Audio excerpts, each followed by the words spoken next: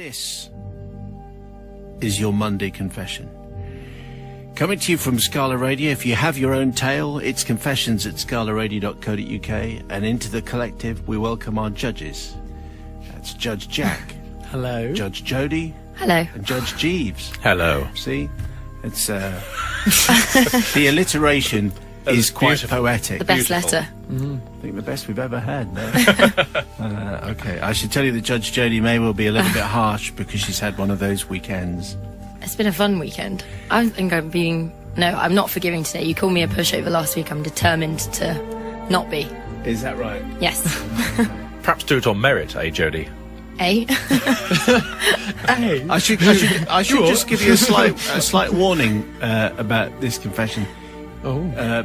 If you're eating, Oh no. if you're having your 11s, or if you're preparing your Monday lunch, Right. then you might find this a little bit of a... There might be moments where you want to look away. Oh, no. Just saying. It comes from the daughter-in-law. That's how it's signed. This is a collective confession. It's time the conspiracy of silence was lifted. I married into a family consisting of grandparents, 2 of these. In fact, my in-laws. The children, these were, of course, now adults. 6 of us, 3 couples. And 2 grandchildren, including, let's call him, Little Peter. Back in 1995, the grandparents retired. What could we get them for a suitable gift, we wondered. We lived some 70 or 80 miles apart from each other, so only tended to gather for Christmas or Easter or notable birthdays. I forget who, but someone mooted the idea of a grand family holiday. Our family gatherings, don't we all just love them, tended to go fairly smoothly, apart from occasionally smothered grumbles and the odd raised voice. A week together in one house. What could go wrong? One thing you should know is that Grandma, whilst not posh, has rather high standards, particularly when it comes to cleanliness and food hygiene. Also, my brother-in-law, Big Greg, has a large Labrador called Zach. I hope you're making notes of this cast. It's a Yeah. long cast. Well, the isn't Labrador is Zach, Big Greg is the brother-in-law, and Little Peter, age 5, terrified of dogs, especially, as it turned out, big bouncy Labradors called Zach. Now, a suggestion was made by Little Peter's parents that perhaps a dogless holiday would be best. And maybe Zach should be parked with friends for a week or 2, huh? Oh. But no, we were going to go to a remote corner of Snowdonia, and Big Greg wanted lots of walkies up mountains with Zach. So Zach came. Now, first evening was fairly quiet, since we all turned blind eyes when Zach, entering the dining room, casually cocked his leg up against the kitchen door and marked this territory as his. Indoors. Just as well Grandma hasn't arrived yet, we all thought. Puddles were wiped, and Zach was put to bed in disgrace in the scullery, the small room off the kitchen, from the French esquillerie, meaning the office of the servant in charge of plates. I just added that in case you nice. wanted to know. Yeah, good, Thanks, good. Sam. That's useful, thank you. This was a useful room where we'd put our boot boxes and hung our coats. Grandparents arrived and were greeted, and we all eventually headed to bed. The next morning, Big Greg rose early. Thankfully, so did Little Peter's daddy, or I wouldn't have heard about what happened next. He was only the witness. After dressing, Big Greg went to let Zach out for his morning ablutions. Now, Zach had heard the excitement of the grandparents' arrival the night before, and with the added promise of nearby countryside smells and an unfamiliar environment, it had all become too much for him. And at some point in the night, he could await no longer for the great outdoors, if you get my meaning. And let me add, Zach is a big dog. Big Greg strode through the kitchen and threw open the scullery door, crying, "Zach, walkies!" But Zach had already heard his master approaching and, needing no encouragement, leapt up onto his hind legs, ready to pounce on his daddy with a big doggy hug. Just as Big Greg threw open the door, Zach was in midair and happily planted his front paws onto Big Greg's shoulders, front paws which had been running around in the scullery, which was by now liberally smothered.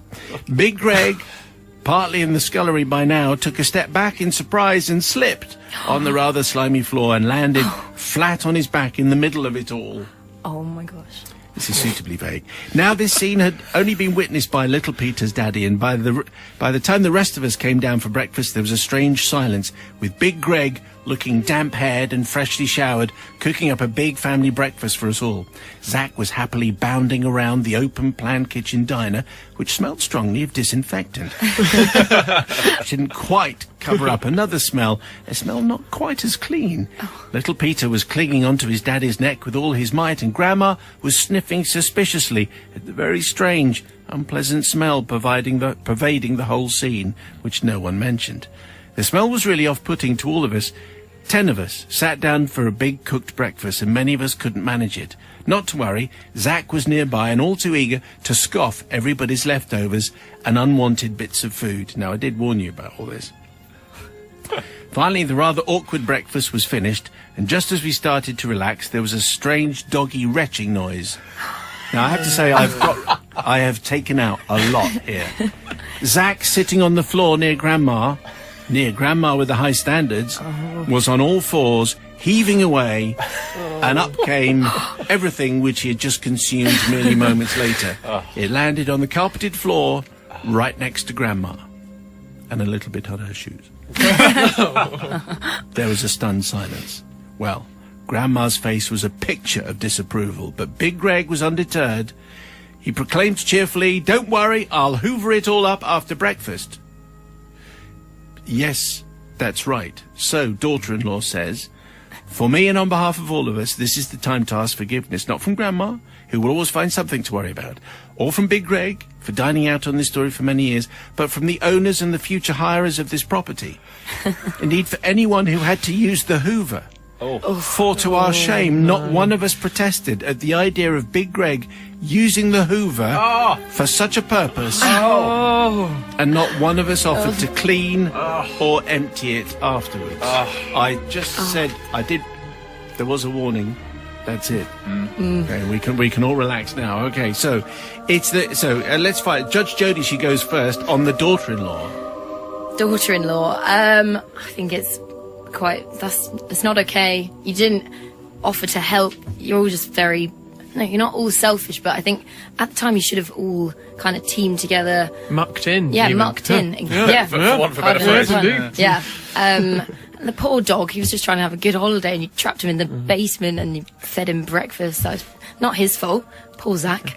So no, I don't forgive you. It was the scullery, not the basement. Sorry, but anyway. scullery. Judge Jeeves. Completely forgiven as the person who's had many Labradors over the years and have come down to the various and many presents they leave you, and the way that they can bring things up at a moment's notice without there's nothing you can do about it. It's Labrador behaviour. It's all forgiven. Yes, I think basically it's always the owner's fault. It's always the Yeah, owner's fault. that's true. Absolutely every time. Judge Jack. I got a bit confused in that story because there was a point where I confused the names and I was like, who was the dog again? Was Zach it Greg is the or was dog. it Zach? So it's just as well, because otherwise it doesn't work. Does If it? But Big Greg had if it done was it, just we'd the have dog more who did money. it, then it was Yeah. okay. I can definitely forgive, because I think Labradors, having had many Labradors myself. But it's not about you the can't- dog. But he can't about the help it, mess. can he? He's expressing himself and his love for his family. He couldn't help it. They could have all mucked in and made a bad situation slightly better. So Okay. I can definitely forgive the dog. Yes, if it had been Big Greg had been locked in the scullery, that would have been an entirely different picture. Totally different story. So you've heard from the judges in the studio. If you want to have your say on daughter-in-law's confession 64100, you can tweet us at Scala Radio, and the email is simon@scalaradio.com. It's a good thing. And standing by for your comment, 64100, first word is Scala. Plus, if you have a confession, send it in over the weekend, because we'd love to have a reader. Then we'd like to put it out next week. Confessions@scalaradio.co.uk. Judge Jody is in the house. Hello. Whether she's going to make a lot of sense or not, I don't know. Who knows? Bit of a late night, a lot of fast food, fast food dinner, fast food breakfast. It's the kind of thing you can do when you're... Just once in a while. It's a treat. It's a Friday treat. So Judge Jody's here, Judge Jack is here. Hello. It was just porridge this morning, Simon. I've got to say. Excellent. And Rick Radio, who's got to that stage in life where you have to be careful what you eat for breakfast. Well, I do. Can I just pick up a point on the biscuits? The oldest biscuit surely's got to be the Garibaldi. That's been around since about 1807. And ironically, Garibaldi was actually born in Nice. Yeah, but the Bath Oliver dates from... So I'm just chucking it out You there. came in just chucking it out prepared. there. The Bath Oliver dates from 1750, which beats your Garibaldi. Okay, Ooh. okay. But I'd rather have a Garibaldi because at least it's got a bit of interest. Yeah, it's in got there. those kind of freckly bits in. Raisins. That's what they're called. It sort of sounds like a chap, doesn't it? Gary Baldy. It could be two names there. It could be. Garibaldi was a guy. Garibaldi Well, I know, was an but it Italian. sounds like. Well, I know, but it sounds like it could be somebody from the East End. You know, Gary Baldy, What, Mr. Gary, Baldy. Gary would know. Good old Gary. It's remade. Let's move on. many years ago, I remember doing a feature. I can't remember whose idea it was, where every old record that we played on the show was by someone with no hair. I wonder whose idea that was. What a terrible idea What was it called? It's stuck in our minds so clearly. Isn't it? It was. Anyway, here comes tonight's, this morning's tale, and it comes from Dan. Thank you, Dan. Father Simon and the Confessions Collective. It's been a while since my last confession. Actually, if I'm being honest, I've never confessed before. So you're obviously the best place to start. My confession takes us back to when I was about 14. And it's worth noting that my friend Will was and still is quite forgetful. Actually, make that incredibly forgetful. One Saturday afternoon, myself and Will were doing what all young teens do on the weekend. Mostly nothing, but it felt great. We went to the park, spent our seemingly endless money on sweets, and then went to hang out back at Will's house. And this is where the problem arose. Will, like many times before, had forgotten to pick up his door key, leaving us stranded on the streets with no more money and no way to get in. Or was there? Having spent a lot of time at Will's, I had noticed on an occasion that the upstairs bathroom window was often left open. I hadn't thought about this much until now. However, as we stood stranded with nowhere to go, slowly starting to worry how we will survive on the mean streets of our quaint little town, I had an idea. I explained to Will that his first floor bathroom window was left open, and that thanks to the ground floor extension that had been built from the side and back of the house, it was possible to get around to the window in question. He didn't believe me, even though it was his house. Anyway, he didn't believe me, so it was down to me to show him. Using a bin to give me enough room to mount the wall which borders the property, I could then climb onto the extension's flat roof. I swiftly ran to the back of the house and found that the window was indeed open. Having to climb in head first, I was just about big enough to fit in. I was just about okay as a slim 14-year-old child to squeeze through. Once I was in, I went downstairs and I let Will into the house. Of course, he was impressed, and so was I. I showed Will how I could do it. And should we need to do it again, this was the routine that we had to follow. And then we went to the fridge, because that's what you did when you were 14. Over the coming months, Will would often forget his keys, but that didn't bother us anymore, because we knew now how to get into the house. And Will now knew how to get in because of my agility and my subterfuge. It was all down to me. It was all going well until the day Will had just climbed through the window, rather ironically, to collect his keys and some money before heading down the road to the Chippy. When, as we ordered our food, we were passed by 3 police cars with full blues and twos. I'd hate to be who they're after, said Will. And as you can probably guess, what happened next was the coppers were indeed at Will's house with police dogs, because a neighbour had called the police after seeing someone entering through a bathroom window. Will's mum had been contacted, and the police were searching the house for intruders and anything that might have been stolen. What did we do? We looked as innocent as we could. We were sweet-looking boys, nice parents, law-abiding family, but obviously we looked shifty as hell. So it went like this. Dan, Sonny, can you help us? No, Officer Dibble. Of course.